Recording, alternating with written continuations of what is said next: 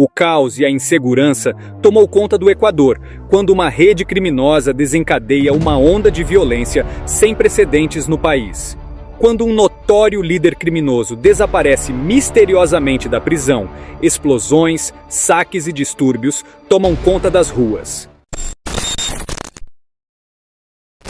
Na presente semana, o Equador testemunhou o desencadeamento da violência após o misterioso desaparecimento de um destacado líder de uma organização criminosa local.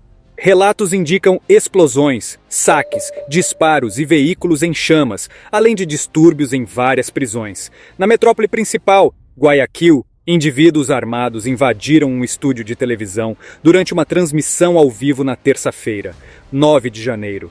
O presidente equatoriano, Daniel Noboa, decretou estado de emergência por 60 dias, estabelecendo um toque de recolher nacional e autorizando as forças militares a patrulhar as ruas e assumir o controle das prisões. O presidente mobilizou uma considerável força policial e militar na busca pelo líder da gangue, Adolfo Macias, conhecido como Fito. Até o momento, os episódios violentos no Equador resultaram em pelo menos 13 mortes, incluindo 2 policiais. As últimas mortes referem-se a 3 corpos carbonizados encontrados em um veículo na ilha Trinitária, ao sul de Guayaquil, conforme relatos da imprensa local. O governo peruano decretou estado de emergência na fronteira com o Equador, permitindo que o exército auxilie a polícia. Após a declaração de estado de emergência na fronteira, o exército equatoriano anunciou a detenção de 2 pessoas armadas, referindo-se a elas como terroristas.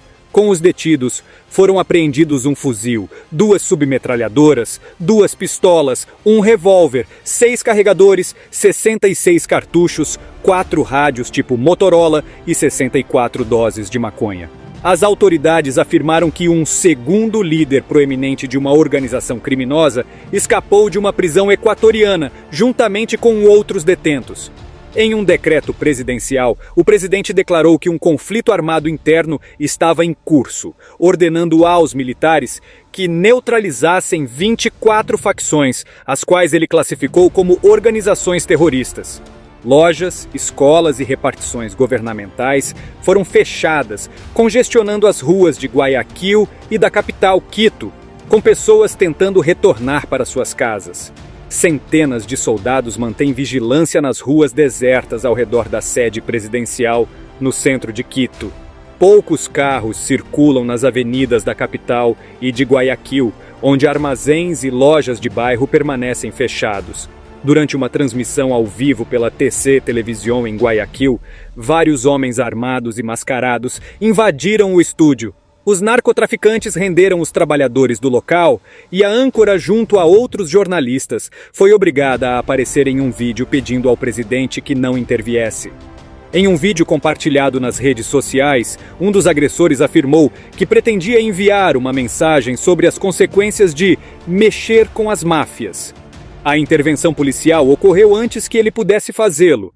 A polícia relatou a prisão de 13 pessoas no local, confiscando armas e explosivos, garantindo que todos os funcionários feitos reféns estavam seguros. Adolfo Macias é um dos chefes mais notórios do narcotráfico no país. Ele lidera o grupo Los Choneros, acreditado como uma das primeiras gangues equatorianas a estabelecer laços com os cartéis de drogas mexicanos. Durante uma operação de busca por contrabando, ele foi descoberto como desaparecido de sua cela em uma prisão superlotada em Guayaquil, onde estava cumprindo uma sentença de 34 anos por tráfico de drogas e outros crimes. Ele já havia conseguido fugir da prisão uma vez em 2013.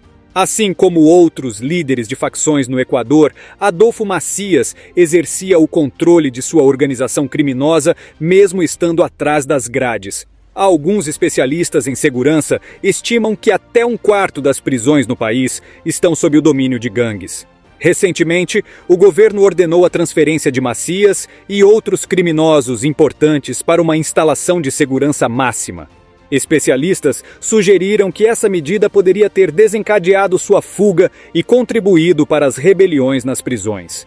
O conflito entre o Estado equatoriano e o narcotráfico começou a assolar o país, que possui uma população de 18 milhões de habitantes, nos últimos anos. Nos últimos 5 anos, traficantes estrangeiros se uniram a gangues como Los Choneros para estabelecer uma poderosa indústria de tráfico de drogas em todo o país, infiltrando-se no governo, extorquindo empresas e eliminando equatorianos que tentam enfrentá-los. Fernando Villavicencio, candidato presidencial assassinado em agosto, afirmou dias antes de sua morte ter recebido várias ameaças de membros do Los Choneros. Ele havia denunciado abertamente as conexões entre o crime organizado e funcionários do governo. Após o assassinato, Adolfo Macias foi transferido para uma ala de segurança máxima, mas seus advogados conseguiram que ele retornasse à cela de onde comandava a organização criminosa. O presidente do Equador, que venceu as eleições e assumiu o cargo em novembro passado, comprometeu-se a reprimir as gangues e restaurar a segurança no Equador. Em um comunicado em vídeo, ele declarou: "Chegou ao fim o tempo em que condenados por tráfico de drogas, assassinos de aluguel e o crime organizado ditavam ao governo o que fazer." O governo Lula manifestou preocupação e condenou a onda de ataques, sequestros e execuções indiscriminadas contra civis e policiais no Equador. Em nota do Itamaraty, o governo federal expressou solidariedade ao governo do presidente Daniel Noboa e ao povo equatoriano. Sobre o Equador, pelo menos 10 pessoas morreram na onda de violência no país. O presidente do país declarou estado de conflito armado interno. Olha só o nível que chegou a violência. A medida vem após homens armados invadirem, por exemplo, um estúdio de televisão ao vivo. A programação estava ocorrendo. É o mesmo que se nós estivéssemos aqui apresentando o jornal e pessoas, entendeu? Criminosos. Olha aí a imagem. As pessoas entraram armadas. Vocês estão vendo? Tem um homem encapuzado lá atrás. Começaram a fazer ameaças para as pessoas. Esse ambiente, inclusive, parece um estúdio. Lá mais ao fundo tem gente que está sentada no chão. É como se entrassem aqui e pusessem a mim e os meus colegas todos rendidos. Daniel Noboa o presidente ordenou que forças militares de segurança neutralizem grupos armados responsáveis pela violência em várias partes do Equador. Ele declarou 22 facções como grupos terroristas. Nas ruas, além desse pavor dentro da emissora, moradores pelas ruas relatam situação de caos e medo, com explosões, sequestros, pessoas correndo em busca de segurança, trânsito parado, estabelecimento fechado, ou seja, o caos social. A polícia confirmou a morte de 8 pessoas em Guayaquil e de mais 2 policiais em Noboa.